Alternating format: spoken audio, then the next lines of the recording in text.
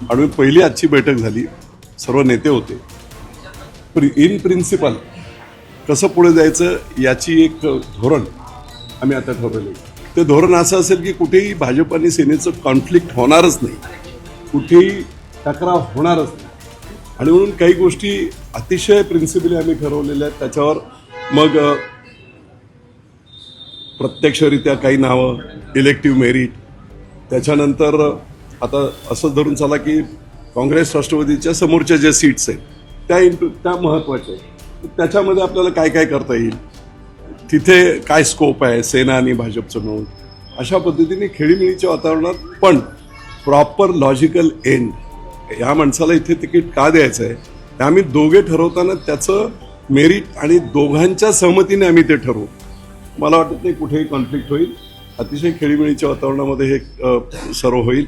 Individual नावं सुद्धा आहेत की काही कार्यकर्ते असे आहेत की खूप स्ट्रॉंग कार्यकर्ते आहेत, 10-20 वर्ष लोकांची सेवा करतात, पण त्याला कुठे संधी मिळाली नाही. तर मी तशी रिक्वेस्ट केली की काही ठिकाणी एखाद्या ठिकाणी असा कार्यकर्ता आपल्याला भाजपचा असेल पण त्याला तिथे संधी मिळत नाही ना, तर कुठेतरी ह्या 50 सीटमध्ये कसं ॲडजस्ट करता येईल. माझा एखादा कार्यकर्ता खूप 10-20 वर्ष काम करतोय परंतु त्याला संधी मिळाली नाही, मग ह्या 50 सीटच्या जागेवर त्याला पुण्यातला माणूस कुठेही कुठे लढू शकतो. आणि 4 एकत्र जेव्हा आम्ही 4 सीट सेना आणि भाजप लढू शकतो त्यावेळेस निश्चितपणे एखादा बाहेरचा जरी उमेदवार असेल तर ते खेचून काढला जाईल. आणि करिअर दोन्ही, एक मी तर असं सांगतो पुण्यामध्ये भाजप आणि सेनेची पुढची नवीन पिढी नेतृत्वाची या निवडणुकीच्या माध्यमातून निर्माण होणार आहे. आणि त्यामुळे समर्पित भावनेने काम करणारे जे काही कार्यकर्ते आहेत त्या सगळ्यांना चांगल्या प्रकारची संधी मिळेल. पुन्हा एकदा सांगतो, भाजप आणि सेना आमचं कुठेही कॉन्फ्लिक्ट होणार नाही. गुन्ह्या गोविंदाने तुमच्या पुढे आम्ही लिस्ट देऊन टाकू.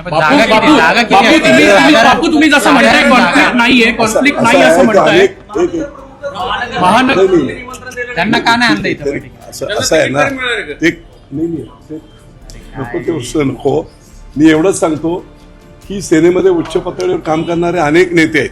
ही बेसिकली नेत्यांची बैठक होती. चंद्रकांत दादा होते, नीलमताई होते. त्यामुळे काही गोष्टी अशा असतात की त्या